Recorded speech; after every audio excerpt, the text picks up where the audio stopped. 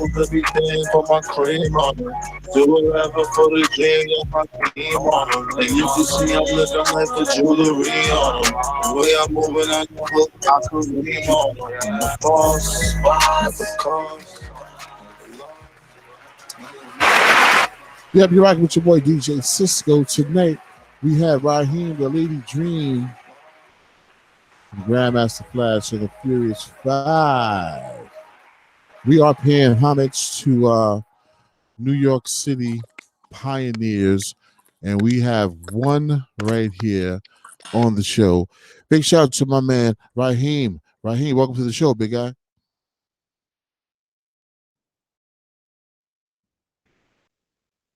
Can never be flawless. Say it again, big guy.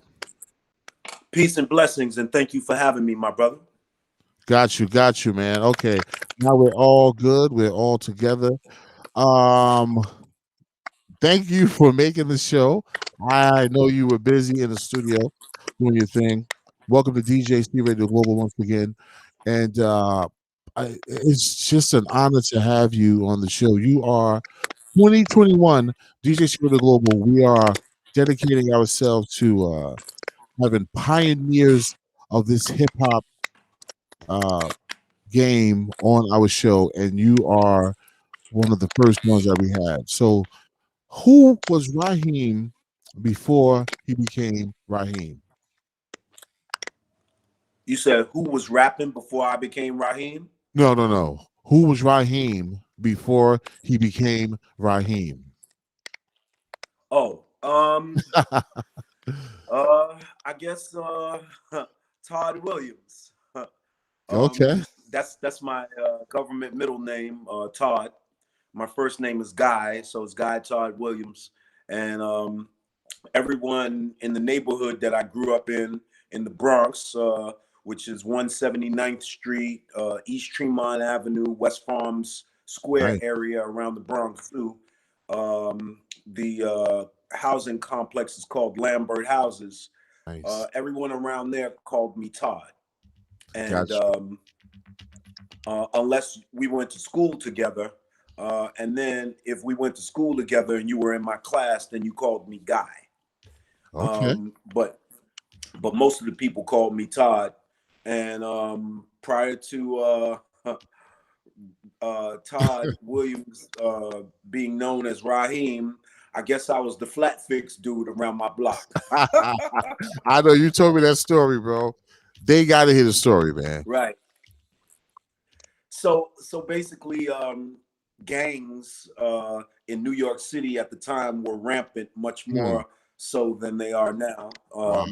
And we had, and the largest gang in New York City started in the Bronx, and they were called the Black Spades. Ooh. And the Black Spades were from various areas, but the division of the Spades that used to come around my block were the Baby Spades, and they would ride their bicycles around my block. Okay. From Bronx River Projects. And just so happens that the path that they would take on their way from Bronx River to my complex, it was laden with broken glass and bottles and stuff. And so by the time they would get to Lambert Houses on their bicycles, a few of them would have flat tires. So they would come around Lambert Houses with this expressed and specific purpose to rob any and everybody. And so, but they didn't rob me, and they didn't rob two of my friends, because my two friends were actually from Bronx River. Okay. And so I guess I had bulletproof love because I was friends with them and they were from Bronx River. So they didn't rob me, but they sunned me. And they sunned me by whenever they would come around my block to rob people in my neighborhood, if they got flat tires, they would bring their bicycles to my upstairs door, because we had a duplex apartment, and my bedroom door had a fire exit, so you could leave out the 5th floor of our apartment, even though the main entrance of our apartment was on the 4th floor, Okay. and just walk down the hall to the elevator and get on the elevator at the 5th floor.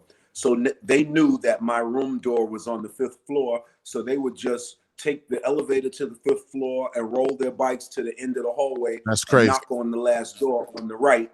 And Wow. now they like, yo, Todd, fix Cecil's flat, fix Lil D's flat, fix Dolan's flat, Mackey's flat.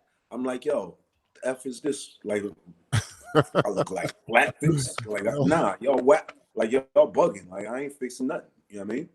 So they was like, yo, man, we a gang. We will beat that ass. Black Spades. So I'm like, wow. Well, since you put it that way, damn. Ooh, look at the time. I guess I got a couple of flats to fix. So I fixed a few flat tires. I got you. Fixed flat tires for these dudes for like 3 consecutive summers. Damn.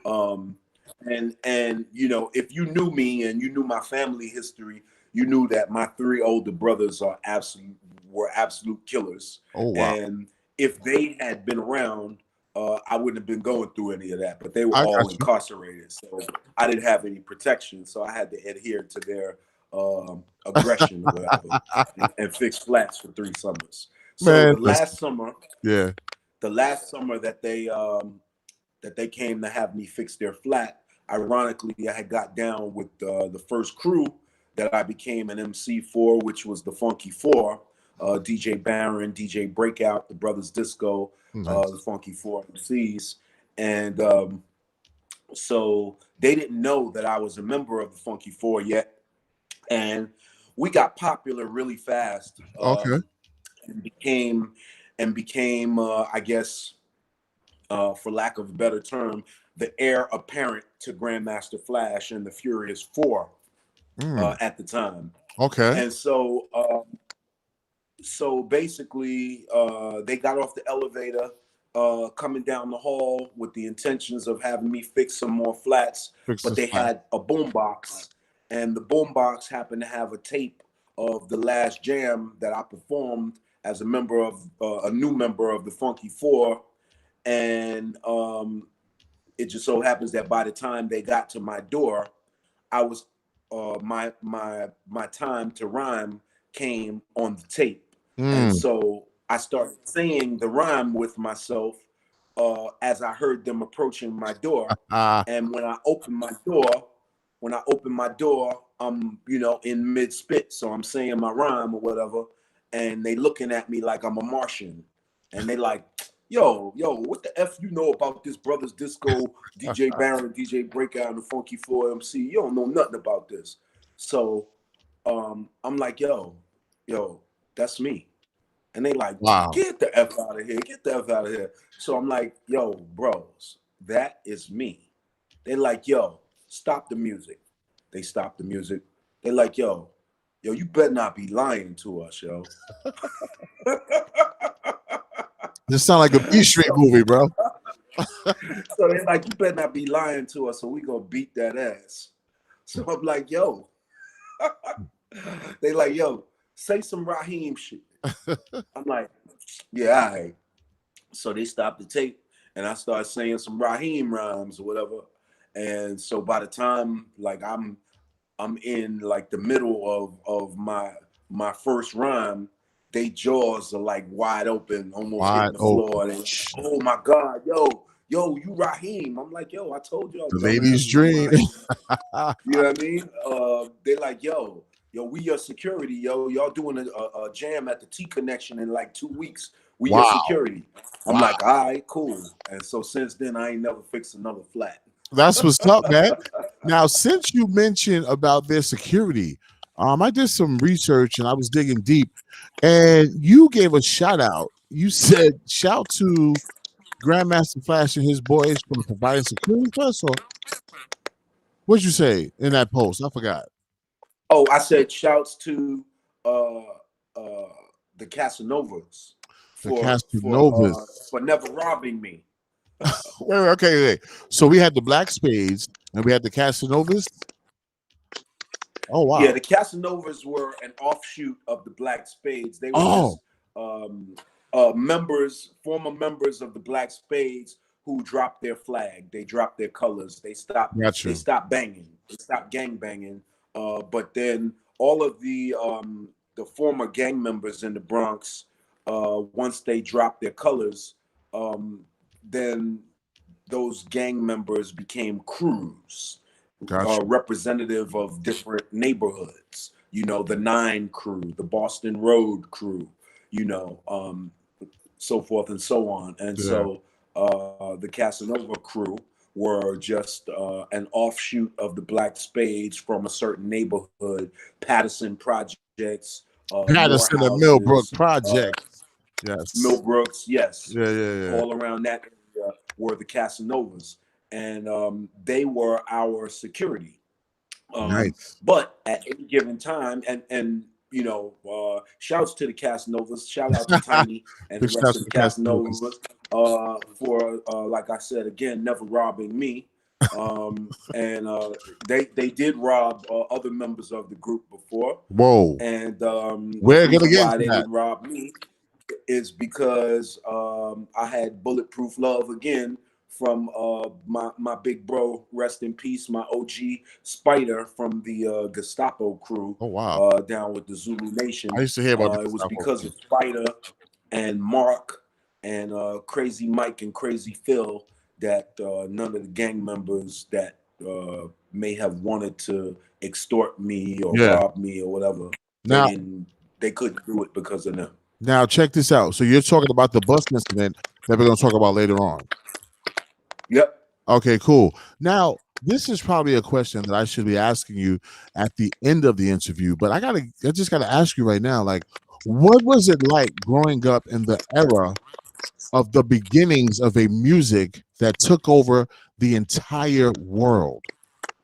At the time, yeah. I mean, it was like some of the greatest. You know, that was like the greatest time to me, because, you know, obviously we saw it, you know, develop from its birth to what it is now, and the development of it early on, it was just an extremely fun time, like, to grow up in, because you know, everything about it was so organic. And you know, during the birth of it, you know, as many people know, and for those who don't know, you know, it started in the streets, in the parks for free. And you know, during the summertime in the parks, you know, we would do these jams or go to, you know, specific blocks and do block parties. And so we built up a following in the Bronx during the summer months. And so by the time the winter came, our following grew to the magnitude that we were able to charge between $2 and $5 for people to come see us rock at a club. Nice. And so the first few parties that we gave weren't at clubs; they were at like school gymnasiums, and school lunchrooms, and that sort of thing. And you know, we had to get permits and stuff from the school and from the city to do block parties, and you know, also to play inside the schools. We had to get permits as well. Can I just ask you one question? And I want you to keep that thought. But there were several times I was driving up to Major Deacon, and my boy used to live in Sedgwick Towers, and he said he went to a school, and the school had train tracks underneath it. You familiar with that school? It's by the Twin Towers, I think. Yes, that's Roberto Clemente. And he said that's the first time he saw Grandmaster Flash, because Flash was doing a 6th grade graduation party, and they hired Grandmaster Flash. Crazy. So for you to say schools and different places back in those days, that just came to my mind. Continue. Yep. Yeah. You know, and we when we would play at schools, like we did Norman Thomas High School's boat ride. Nice. You know, we did my old high school, Harry S. Truman. Oh, okay. We played in the gym at Truman. It was jam packed. You know, and then not to mention the legendary clubs Yes. that we played at in the Bronx. You know, the T Connection. You know, in Harlem, the Audubon Ballroom, the Renaissance Ballroom. You know, places like that. In Midtown Manhattan, when our popularity grew even more, the Hotel Diplomat. Nice. And you know, it got to the point and the magnitude with our celebrity, with our following, pre recorded rap records. Got you. So we hadn't recorded any records yet. This was like around 1979. Like, so Grandmaster Flash and the Furious Four and the Funky Four battled at the Webster Avenue PAL May 11th, 1979. Oh, I love it. Go ahead, man. And Flash and them, they won the battle, but when we went on the stage, I was pretty much like the leader of the group of the Funky Four. Okay. And so I wrote all of our routines, all of the routines that we performed together as a group. I wrote. Oh shit! Nice. And so what the style of emceeing that I guess made me unique and made the Furious Four want to have me as a member of their group was because I mixed singing and rapping. And so wait, hold up, stop. I'm sorry. Don't let me cut you off. So you did that before the Cold Crush Brothers? Yeah, there was no such thing as the Cold Crush Brothers when we started. Okay. Yeah. The Cold Crush Brothers didn't come along until 2 years later, 1981. And you were singing and harmonizing in your raps before that?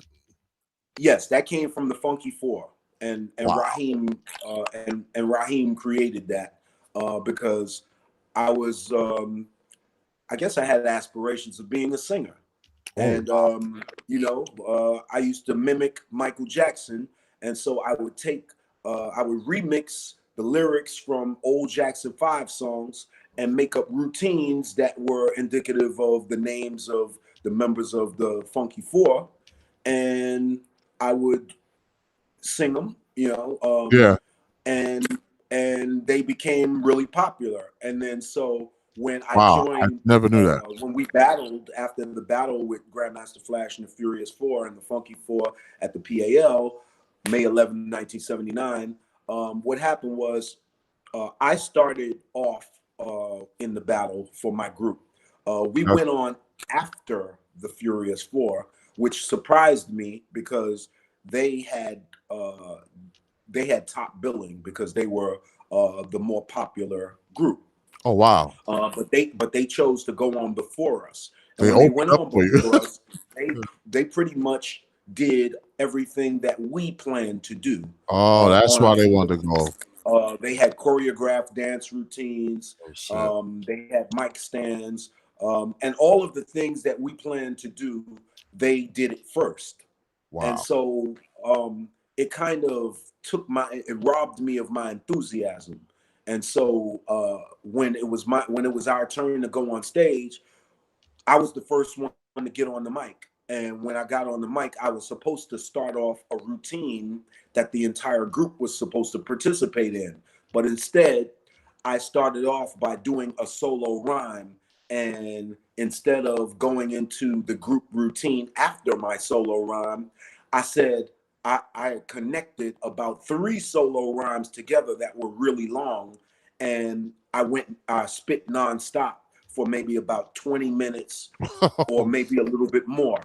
And so the audience was going bananas about this, cheering me on. And at first, Grandmaster Flash and the Furious Four were giving me the ice grill. And I was about to say, they must have been bad, bro. Like, what you doing? But because they saw and heard how I was putting it down and how much the audience was supportive of me, eventually they began cheering me on too. And so after I got off the mic, I didn't even bother going into any of the group routines. I just walked off the stage because I felt like our group lost the battle.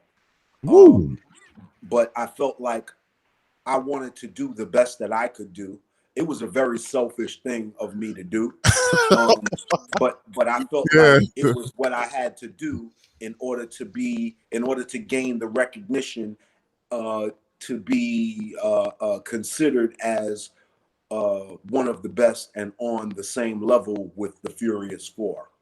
I got you. So then after that battle, or they had won the battle, and so after that battle, a couple of days later, one of my homeboys, DJ Eminem, rest in peace, he was the local DJ from around my block, and he was the DJ. Him and his brother Cool Joe were the DJs for a crew called the Eminem Crew.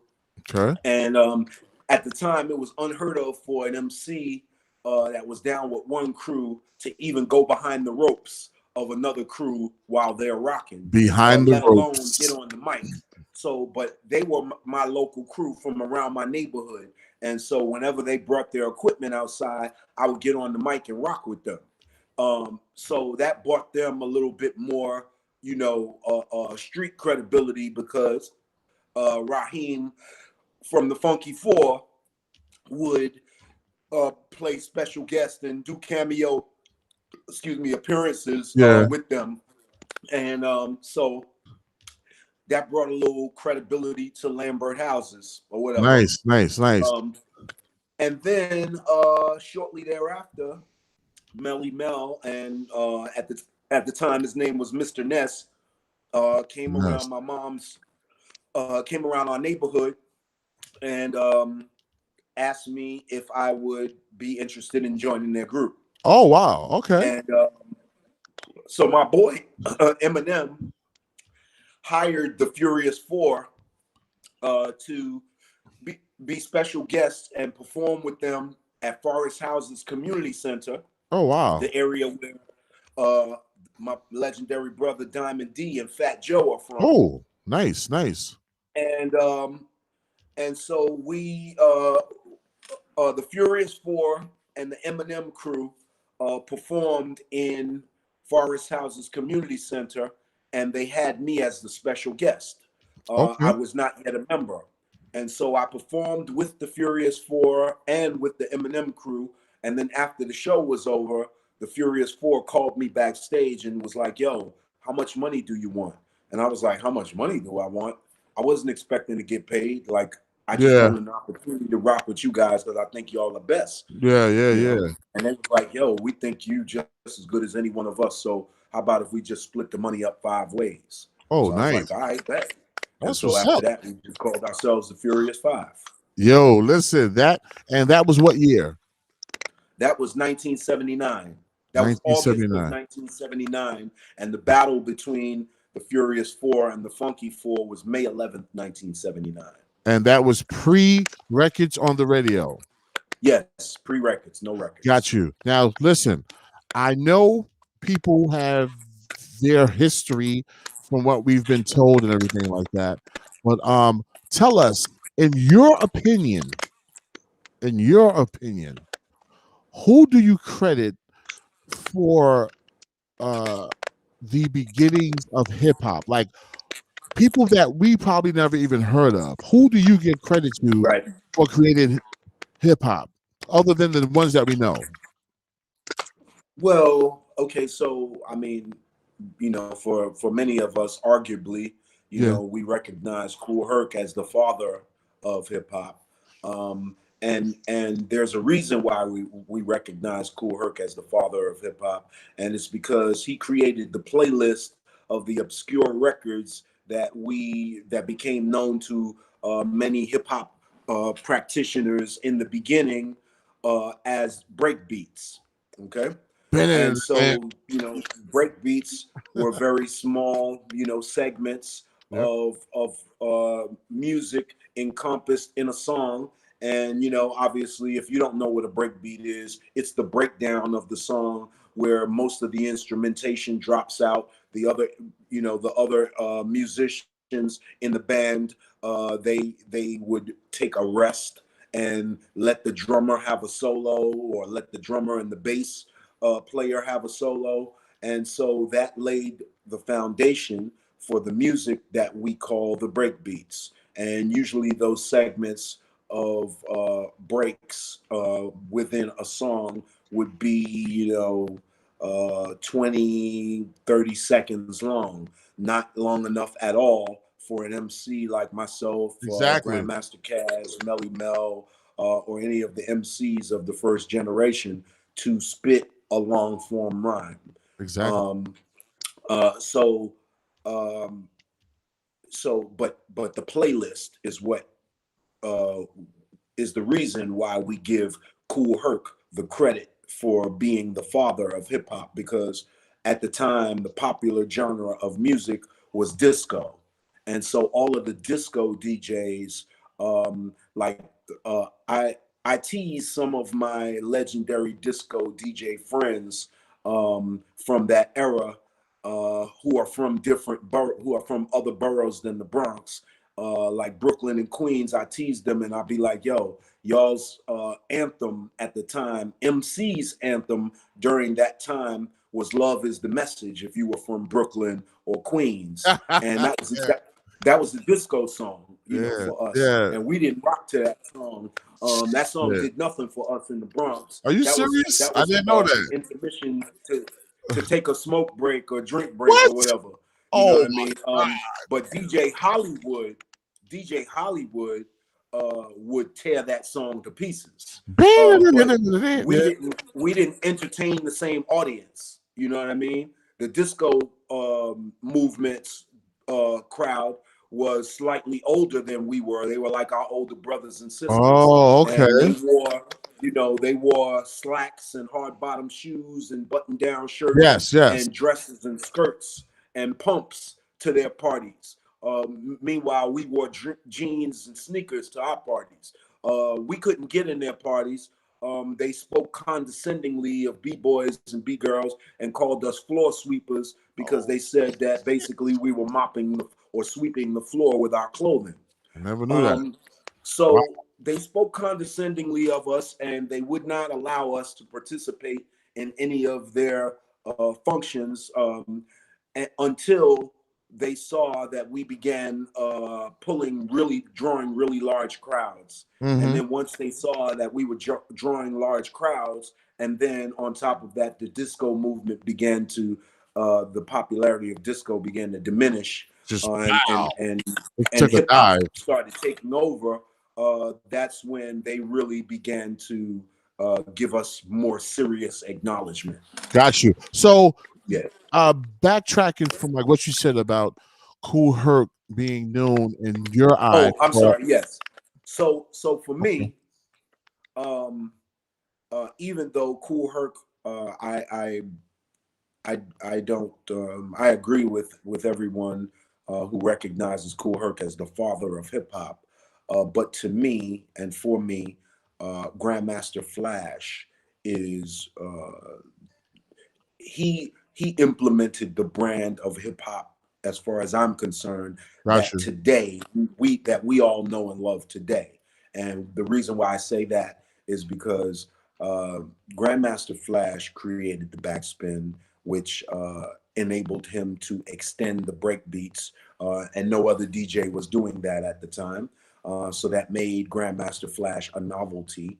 In addition to, many people credit Grand Wizard Theodore with scratching, but if you know the science, if you understand the science and the mechanics of DJing, all right.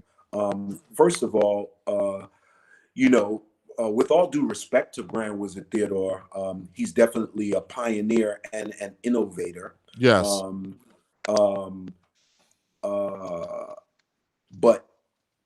But he is not. He didn't create scratching, and the reason why I know he didn't create scratching is because at the time when Grandmaster Flash and Grand Wizard Theodore's older brothers, Mean Gene and Cordio, they were a crew. They were a crew together called the L Brothers, and Grandmaster Flash lived in Mean Gene and Cordial's parents' apartment with them, along with Grand Wizard Theodore, who was a little kid at the time. And Mean Gene got the name Mean Gene for a reason. He was mean. And so he was mean to his little brother Theodore and wouldn't allow Theodore to touch the turntables. Oh, so Mean Gene was older. I didn't know that. Yes, Mean Gene and Cordio are older than Theodore. Okay. So they wouldn't allow Theodore to touch their equipment. The equipment belonged to them. And so they wouldn't allow Theodore to touch the equipment. Yeah. But Flash knew that Theodore had aspirations of wanting to be a DJ. But the problem was, not only could Theodore not touch the equipment, Theodore was too short, so he couldn't even reach the turntables. So when after Flash would be practicing, he would put a crate of records in front of the turntables so Theodore could stand on it and hone his ability as an aspiring DJ. But now Flash's first cueing system was a pair of house speakers and not a pair of headphones. Okay. And so if you lived in that apartment, you were privy to whatever the sound was coming out of these house speakers, even though that was supposed to be the cueing system, which was not supposed to be audible to the audience. Yes. That the DJ is playing for. But if your cueing system is a pair of house speakers, then anyone within an earshot could hear that. And so that was the case. And so the mechanics and the science of DJing demands, it absolutely demands that when you are looking for the cue point of a record, in order to know that you have arrived at the precise cue point that you need to be at in order to let the record go on beat. Yeah.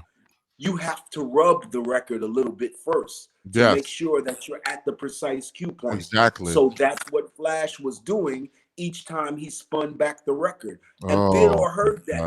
Thus, you got to be kidding me. Flash made up scratching, and Theodore took it and made that his feature or his. You got to be kidding me. And Flash made his specialty the backspin. Listen to this though, bro. I saw a story the other day. It was saying that Mean Gene was practicing. Mother came in. He was nervous. He like held the record. It said jigga jigga jigga, and then he was like, "Oh shit, jigga jigga jigga." That's complete urban myth. Complete urban myth. Complete you got lie. it. And everyone who went along with the story are bandwagon jumpers, and they were not present. And I got that story firsthand from Grandmaster Flash. All right, so we are here right now on DJCRadio Global. We have Grammy award-winning Rahim from the group Grandmaster Flash and the Furious Five. He is here in the flesh. This is DJCRadio Global 2021. We are paying homage to all of the New York City pioneers and forefathers of hip-hop, and he is one of them. Brother, listen. If you want to get yourself a drink or do anything, I can play a song because I'm going to ask you, like a lot more questions. I hope you can hang out tonight. No, I'm good. Let's go. All right. Okay, good. So you don't want to get nothing? You good? No, I'm good. Okay, good. No problem, brother. So now you just told me who you give credit to for the hip hop and all that. And I really love all of these stories. I am a Brooklyn born, Queens raised, back in Brooklyn, New York City guy, and I love my hip hop and I love music, period. But I have some great memories of crews in like Laurels and Queens because coming from Brooklyn, my mom and dad were the Block Association presidents, so we used to have block parties. So we used to put our little speaker in the window of our little player, little speaker. So we got up some money, moved out to Laurels and Queens. These people out here in the suburbs were rich. So they had serving Vegas and all. And I was like, yo, what the? So so I come from Brooklyn, I got a little thing in the window. Then I go out to Queens, Laurelton. These guys got stacks and stacks of Vegas. I go to the block parties. My shirt is shaking from the bass. They cutting up Apache. They cutting up all. I was like, yo, what the? Yo, big shout to Ultrasound, big shout to Infinity Machine, big shout to the Parker Brothers. And the thing I like about hip hop, Rahim, every city, town, and state have their own legends. Right. Have their Absolutely. own legends That's right. that they grew up to listening to in their hoods, man. Yep. Can you break down the crews that were some of the first crews or underground artists in the beginning days of hip hop that we don't normally hear about, but you should give credit to? I'm definitely the Brothers Disco, DJ Breakout, DJ Baron, Funky 4 MCs, KK Rockwell, Keith or Keith Caesar, the first female MC, period, hands down, the mother of all MCs, MC Sha Rock. So then the Fantastic Five, Ruby D, Kevy Kev, Robbie Rob, Dada Rock, Whip a Whip. Shit, you went in. The Chaos Crew, DJ Little Rock, MC Geronimo. Let's see. The Mayberry Crew, DJ Africa Islam. I remember. The Vicious 3 MCs. Now listen, Rahim, are these all Bronx cats? Yes, they are. They are all Bronx cats. Okay. Now, okay, go ahead. Now, as far as crews from other boroughs are concerned, let me just can I just stop you there? Sure. Okay, now you're in the Bronx doing your thing. Funky 4, Grandmaster Fast Furious 5. Was it any crew in any other borough that you guys used to be like, yo, those dudes out there making some noise? What crew was it, and what borough were they from? No. There was no other crew, and there was no other borough. At the time, it was exclusively the Bronx. Okay. Just to give everyone some insight. You said no. Early rap, prior to rap records, spread from borough to borough via a car service. Okay. It spread via a car service called OJ. OJ, New York City people. Oh man, round of applause for that. OJ car service in the Bronx probably single-handedly helped early rap music, pre-rap records spread from borough to borough, because one, we would do what's called put an OJ on hold. That meant that we would pay an OJ $25, and $25 enabled us to keep the OJ with us for 1 hour, or drive us the equivalent in mileage to a destination equivalent to an hour away. Wow. Okay? That's dope. So New York City hip hop history, people. Go ahead, Ra. Yeah. So that was the equivalent. So that was how we gave out our flyers. All right. We put an OJ on hold, and it would take us around all of the New York City high schools, not just in the Bronx.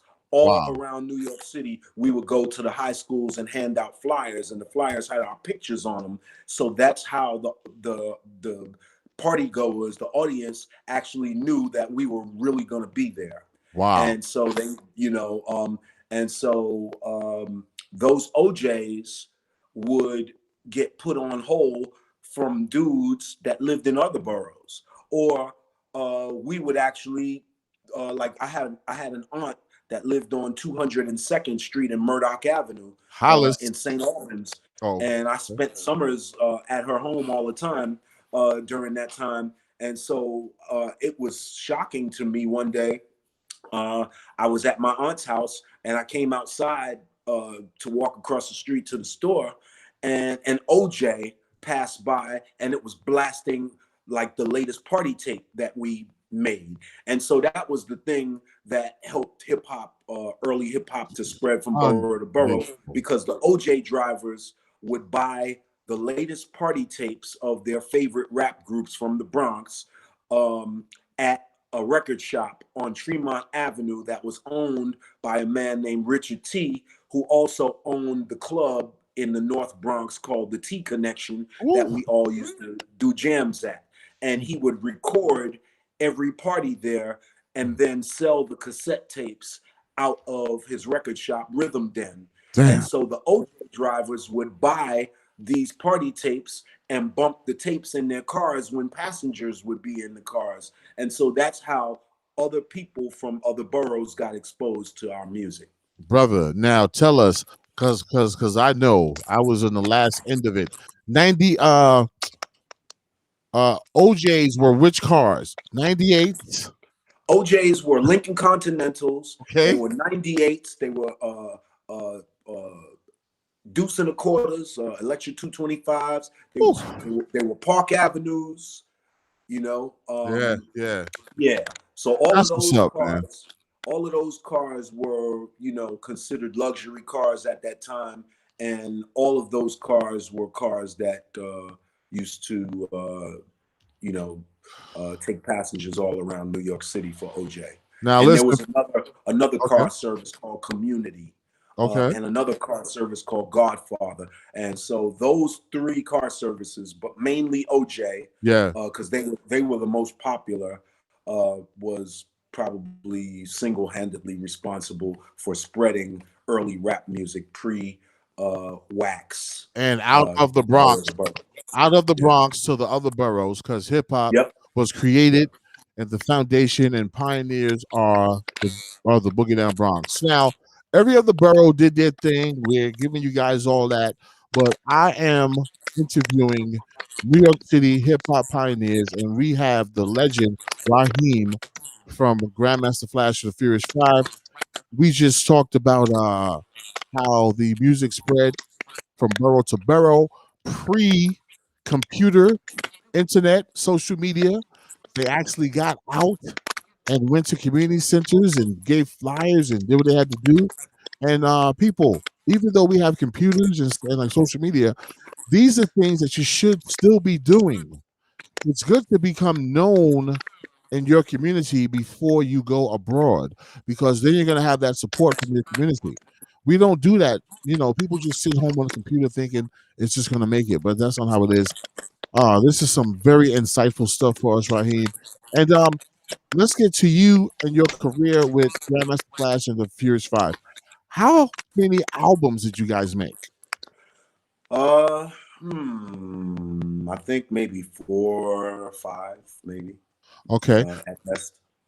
And what record label were you on? Initially, the first recording that we did, we weren't signed to that label. It was called Brass Records. Okay. They got our first recording because at the time, in 1979, pre the first few rap recordings, industry professionals, A&R people, promotional people from different record labels would hang out at hip hop parties. It was a trendy thing to do at the time. Okay. And they began approaching different groups about recording a record. And so a guy by the name of Terry Lewis, not to be confused with the great Terry Lewis of the production team of Jimmy Jam and Terry Lewis. Yeah. We'll just refer to him as the bootleg Terry Lewis. And so the bootleg Terry Lewis approached us one day and asked us if we would be interested in recording a record. So we were interested. This was in 1979, probably about September of 79 or something like that. And we had just got together as a group, but our popularity and the fact that I had just joined the group, it was like on fire in the streets.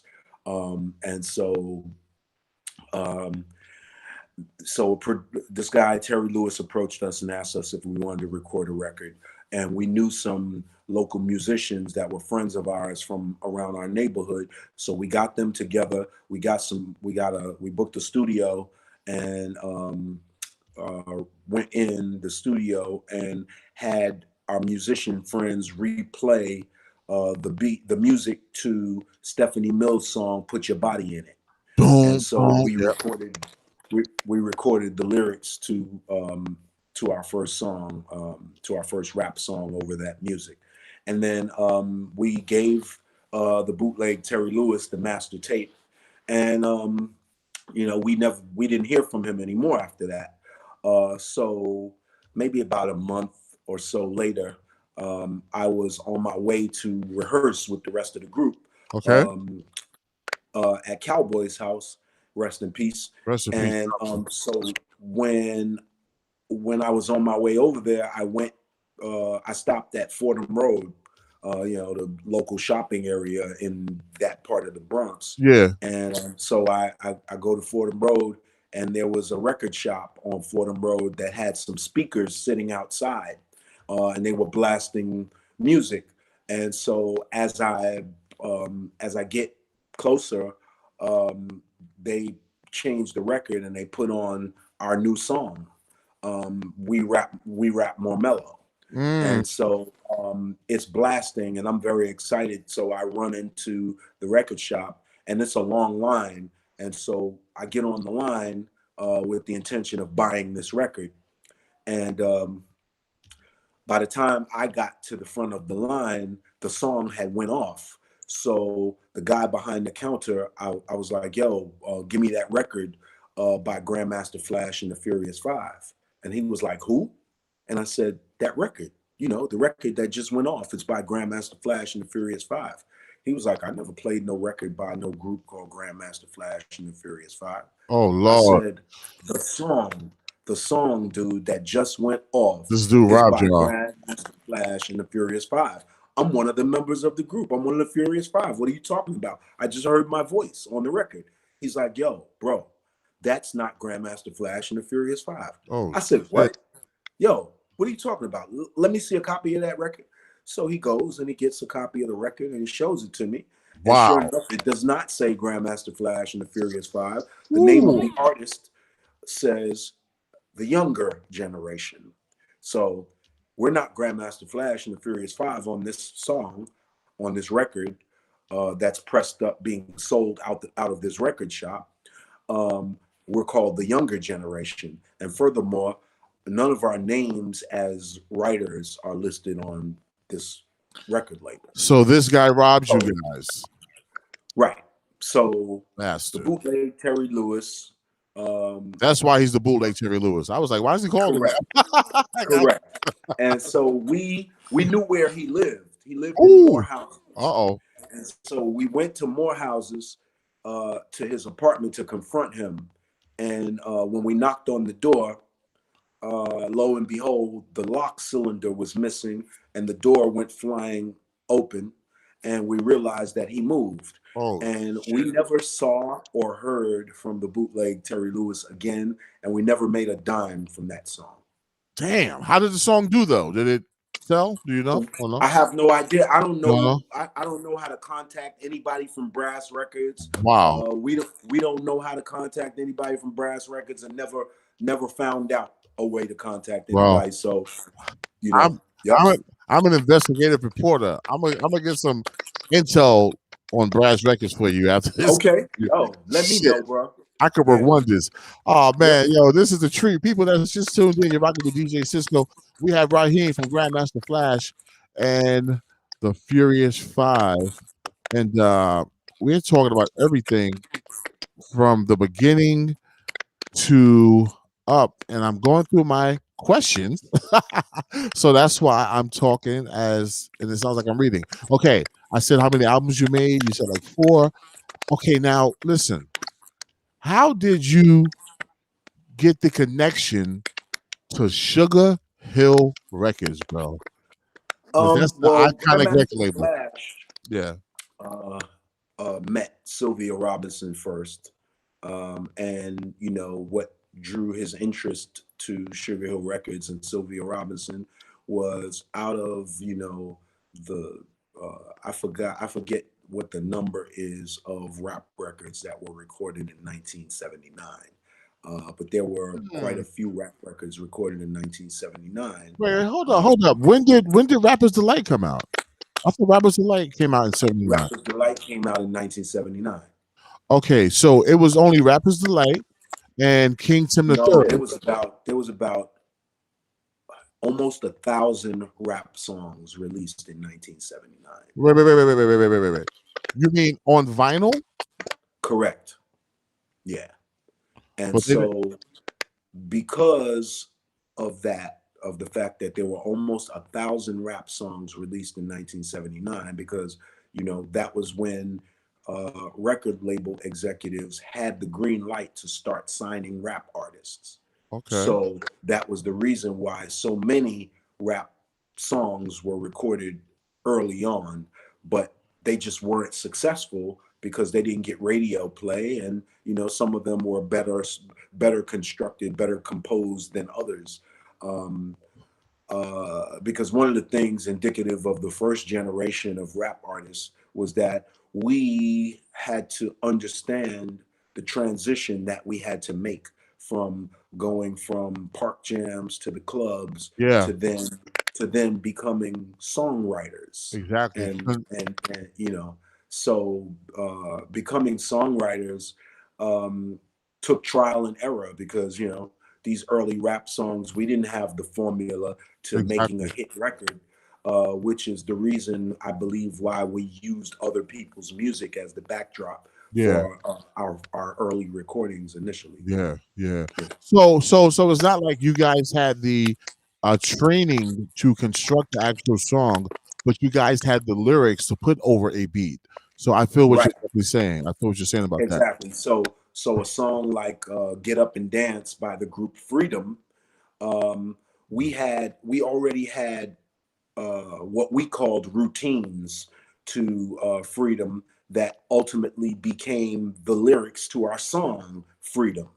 And we test marketed those songs because Flash cut up the original versions of those songs at our jams prior to us recording any music. Exactly. So that's the reason why those were our first recordings, because we knew that those songs would work because we performed them live and they worked on the audiences we performed them for. So we figured they would work when we recorded them as well. So you guys fused and meshed together the street aspect of hip hop to the business part, and it was able to create records. Correct. Yep. Got you, brother. Yep. Now, when did you guys sign with Sylvia Records? July 19th, 1980 was when we signed the contract. Okay.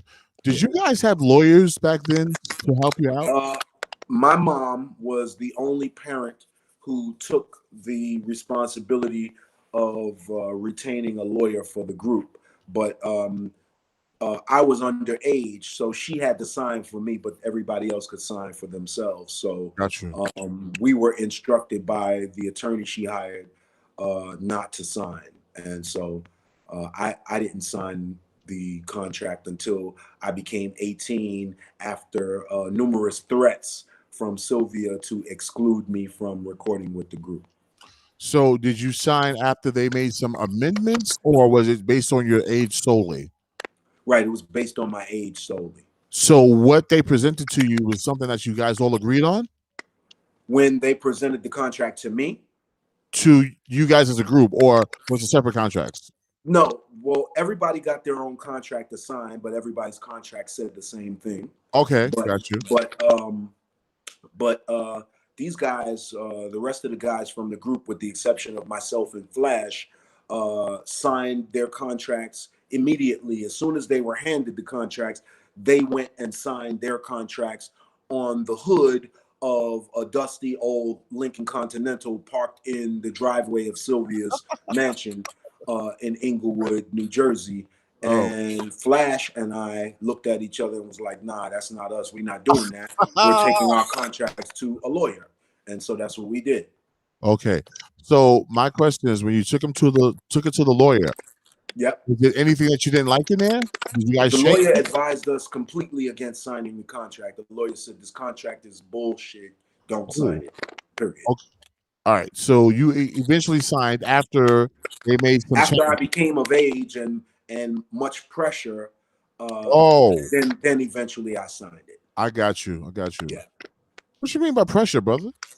Pressure. You better sign this contract or you won't be recording or touring with the group anymore. Okay. Okay. Yeah. Got Yep. you. All right. Wow. That's crazy. Sylvia Robinson. The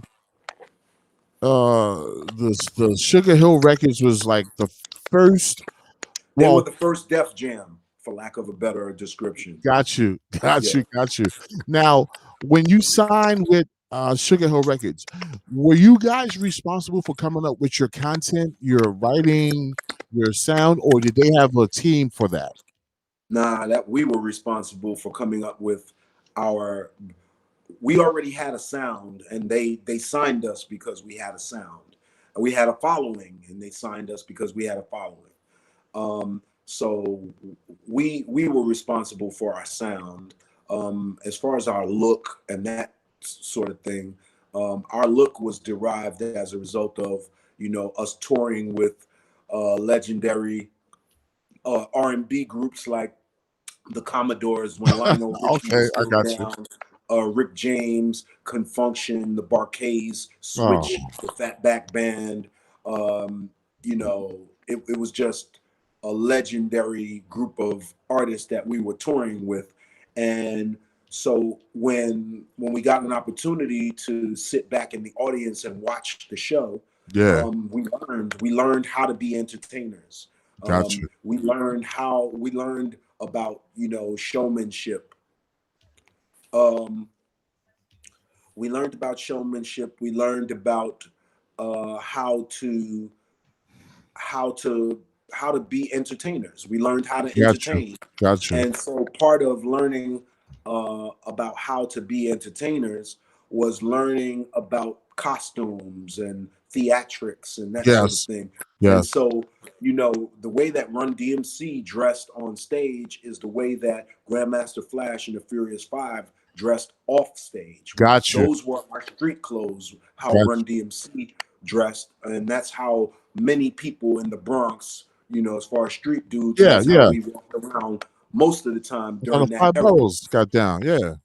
But then we said, well, it wouldn't make us unique, and we can't provide a spectacle as far as a visual spectacle for the audience to see if we're wearing our street clothes on stage. So we need costumes in order to be looked at Got as you. superheroes. Got Right? you. Oh, wow. Clark Kent They're Clark Kent superheroes. goes into a room or a phone booth or whatever, and he changes his clothes Yeah. into a costume and becomes Superman. Batman and Robin, Dick Grayson and Bruce Wayne change into costumes and become Batman and Robin.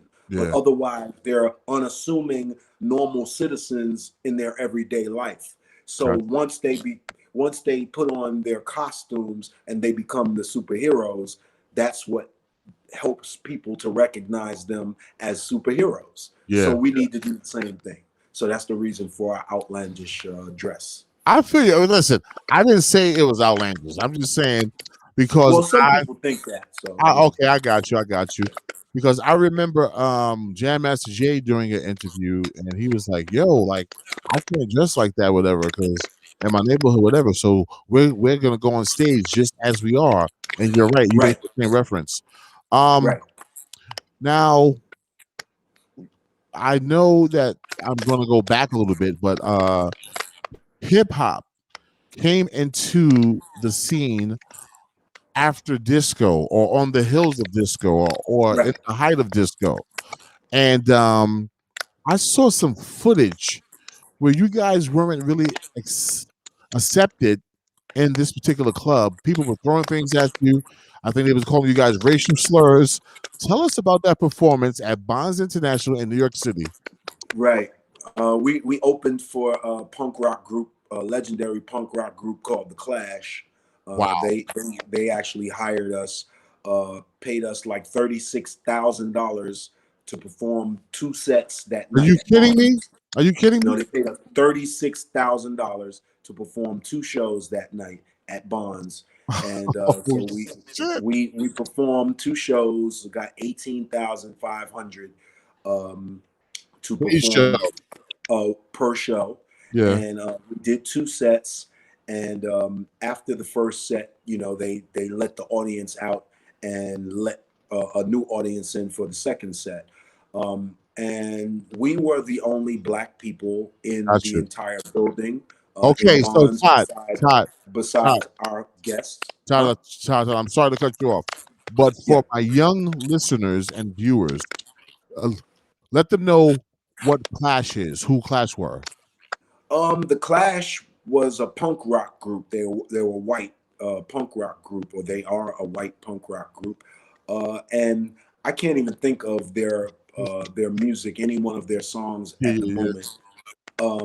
But they were really popular, and they hired us because we were really popular, and they were really into giving artists who were on the cutting edge. That is beautiful. To give them an opportunity to be seen and heard. Big shout to Clash for that. Big shout to them. Absolutely. And so we opened for them, and while we were on stage at the time, this was before we started wearing the outlandish costumes, and we were just we were uniformly dressed. We had on some velvet tuxedo kind of suits with rhinestones on them. Yeah. And so this was when rap music was brand new to white audiences, and so this was in Midtown Manhattan. Yes, Bonds International.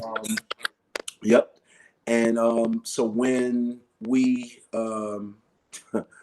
when we went on, when we first walked out on stage, the audience began to boo because they realized that we were not a band, and Flash was a DJ.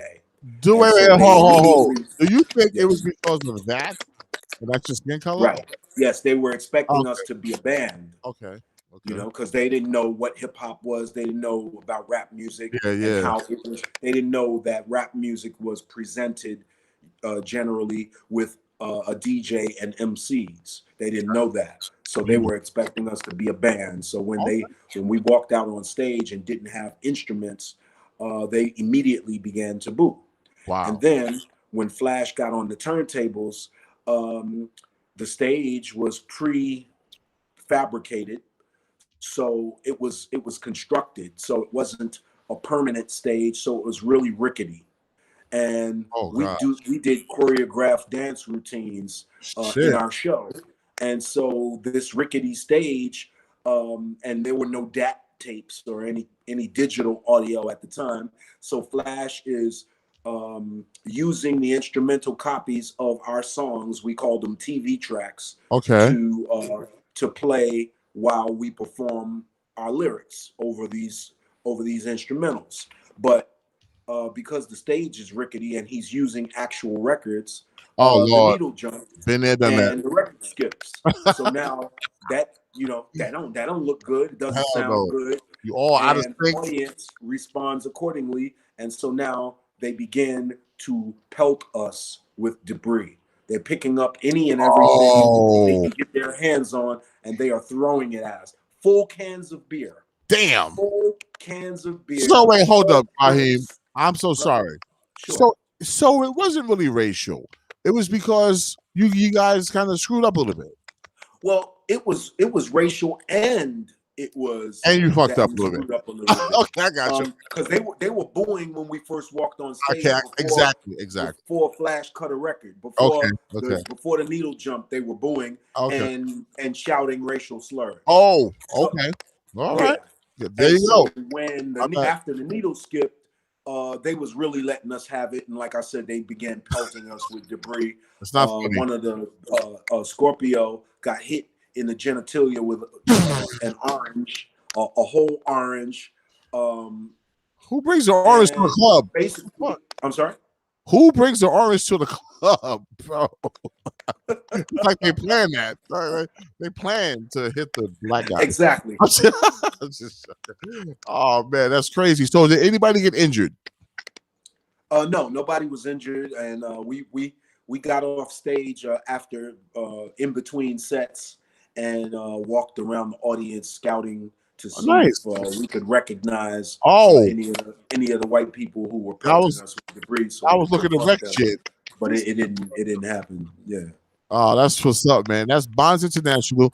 That was a New York City club in the heart of New York City. Like that was 1981, the year that the Cold Crush Brothers became a group. Oh man, crazy! If you just tuned in, you're rocking with your boy DJ Cisco, DJCRadio Global. Tomorrow we will be 16 years old. 16 years DJCRadio Global is on the internet. I've been DJing since the age of 14. I've been helping out indie artists for 30 plus years, guys. And tonight we have awesome, bro. Congratulations. Thank you so much. And tonight we have Rahim, the Lady's Dream, from Grandmaster Flash and the Furious 5 right here on DJCRadio Global. I'm not going to keep him any longer. I woke him up and I asked you everything except for, you guys received the Grammy already, or are you receiving it this year? Well, I haven't physically received the Grammy yet. I heard it was in the mail. Nice. Man, congratulations, bro. This year's, thank you so much. Wow. Because this year's Grammys were postponed as a result of COVID. But they mailed out every Grammy recipient's Grammy. So our Lifetime Achievement Grammy Award is in the mail. But they said that we will be included in 2022's Grammy celebration when it resumes on television. That is a beautiful thing, bro. For them. And were you guys inducted in the Rock and Roll Hall of Fame already? Yes. March 12th, 2007, we became the first rap group to get inducted into the Rock and Roll Hall of Fame. That is what's up. And I am so happy. So what is the current relationship between you and Grandmaster Flash and the Furious 5? If you well, Grandmaster Flash and I are cool. We don't talk much, but when we do talk, it's cool. It's we brothers. In fact, Grandmaster Flash and I worked on a Netflix series called The Get Down. Beautiful. Matter of fact, Grandmaster Flash was an associate producer on The Get Down, and Nas and myself are responsible for writing all of the rap lyrics that were rapped in The Get Down. Yes. Nice. Round of applause for that, brother. Yeah. Definitely. All right. Now, me and the rest of the Furious 5, excluding Cowboy because he's deceased. Rest in peace. Rest in peace, Cowboy. Yeah. Me and the other members of the group, we're not so cool. Okay. And the other members are Melly Mel and Scorpio. Melly Mel, Scorpio, Kid Creole. Oh, Kid Creole? Yes. Oh, okay. Wait. Did he go to jail for something? Yes, he is incarcerated. He is incarcerated. Yeah. When is he coming out? Or do you know? I really don't know. I haven't been, keeping abreast of, what's going on with his court situation. I know that he is awaiting trial. Yeah. And he's been incarcerated now, I think, going on 4 years. Yeah, I remember. The time that he's been incarcerated will be time served once he does go to trial. And if he wins, he'll get released. And if he doesn't, then I guess he'll have to serve whatever the rest of the time is that they give him. But since we're not, I don't consider him a friend because some things happened when the group was a cohesive unit. Gotcha. That to me a friend would not engage in. Yeah. And so we have not recovered since then. But I don't wish him any. I got you. Any ill will. He's already in a really bad circumstance, and I wish him the best. but I don't go visit him or anything like that. Okay, I got you. So that's Kid Creole. Now, Yeah. with Scorpio and Melly Mel, well, with all of them, Scorpio, Melly Mel, Kid Creole, is it any reconciliation? Like, do you think ever in years to come? And Well, it wasn't my decision or my doing to exclude me from the group's performances. Now, Flash hasn't been working with the group for about maybe 20 years or more, because he and Melly Mel are like oil and water, and so they don't see eye to eye. And Melly Mel has issues with he has a serious people skills deprivation, really, and yeah, he lacks people skills, and so because of that, him and Flash won't work with the group. So Flash's refusal to work with the group uh, has nothing to do with me, gotcha. but I didn't refuse to work with the group. They excluded me from performing with Melly Mel and Scorpio excluded me from performing with them because they were accepting bookings for much less than what the group was, being should have been booked for. Yeah. And since they were receiving much less, they didn't notify everybody to take part in the performances. So it was just the two of them. Only the two of them accept bookings in the Furious Five name nowadays. So is so that if you book legal? the Furious Five now, you're only going to see Melly Mel and Scorpio. I won't be there because they don't. They exclude me so that the two of them can split up the money. So is that legal though? Well, it's really not legal because of the fact that I'm on songs that they perform and that they are performing and they're getting revenue from. So all of the participating venues that they perform at that report to our Performing Rights Society, ASCAP, BMI, CSAC, that sort of thing. If they are reporting venues, then they report that that performance, and we're supposed to get performance royalties based on that performance. Exactly. So if I were to tell my lawyer all of the places that they perform that report to our Performing Rights Societies, they would owe me quite a bit of money. So why haven't you done that? Why? Because for me, my peace of mind is worth more than $1. I got you, brother. And the headache that I have to endure just dealing with them in general, to me, is just not worth sacrificing my peace of mind.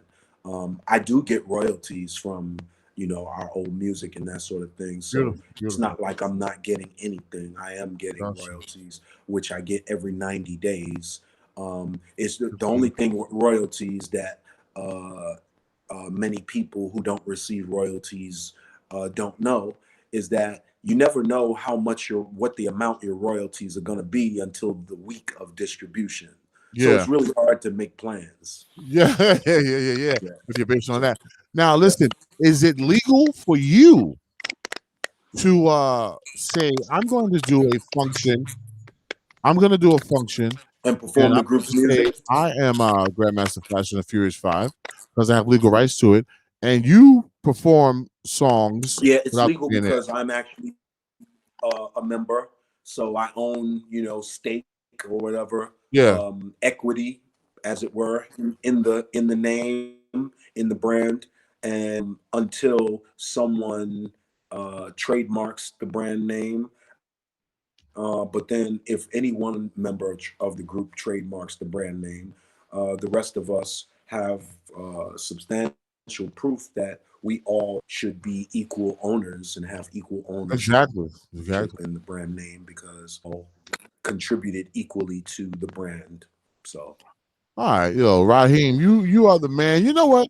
I really want to thank you for giving me a real interview and you are a celebrity. You didn't have anything else going on. You wasn't in no studio. You wasn't talking to your homeboys. You gave me your undivided attention, and I really love that, and I appreciate that for real. Is there anything that we didn't talk about that you want to mention? Not really. I have an autobiography that I'm working on. Okay. Hopefully be ready for release in the next 2 months. And besides that, I'm working on a little bit of new music stuff on my own, and that's pretty much about it. Well, there you have it. DJCRadio Diamond D, my legendary Diamond D sent me a track that wants me to do a collabo with a younger artist on, and I have to write to it and deliver it back to him by tomorrow. Okay. So I'm gonna tonight penning some lyrics to a new joint, and hopefully when y'all hear it, y'all feel it. That's what's up. Now, big shout to Odessa Miller. Big shout to Kathy Singleton. Big shout to my man Tony also. Tony also wanted me to tell you that he is one of your biggest fans, and I'm going to be sending you one of his songs because he wants you to give your opinion on one of his songs. So a couple of days from now, I'm going to be sending you that, Rahim, and I want you to give a response because he is one of your biggest fans, and he just want to see you rate his record. You know what I mean? Thank you for your contributions to hip hop. Thank you for everything. We love you. Anything you ever need, DJCRadio is here for you. All right? Peace, brother. Thank y'all for having me. Appreciate you. No problem. Anytime, man. This is your home. God bless. All right. Peace. Oh, man. We just had the one, the only Rahim, the ladies' dream, right here on DJCRadio Global. And I'm in heaven right now. I'm in heaven, people. The phone line's wide open. We're going to play 2 songs and get up and out of here. 347-352-8625. 347-352-8625. That was Rahim. He told about his beginning days in hip-hop, how he joined the crew, Boogie Down Bronx, Grandmaster Flash Furious 5, all that good stuff. You know, he told us the real right now about their relationship, and that's just what it is, man. Shit like that happens. But if they can get together and get back on stage and perform hits like these, we will love it. This is White Lines, Grandmaster Flash Furious 5, Grandmaster Flash, and Melly Mel. Wait a minute. Is Rahim not in this one? I didn't realize that. Let's go.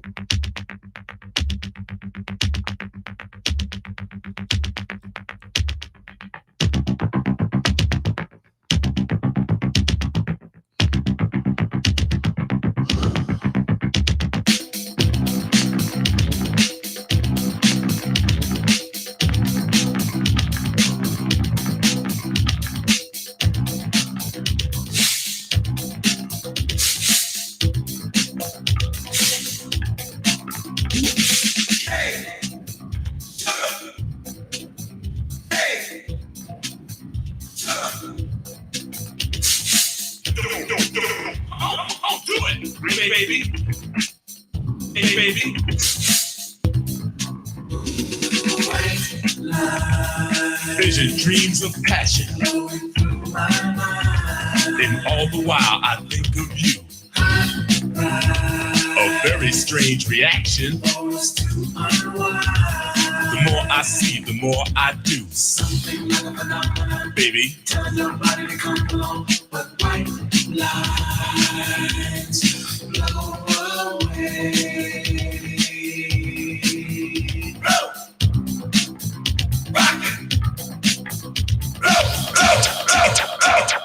Yeah, that right there is Grandmaster Flash Furious 5.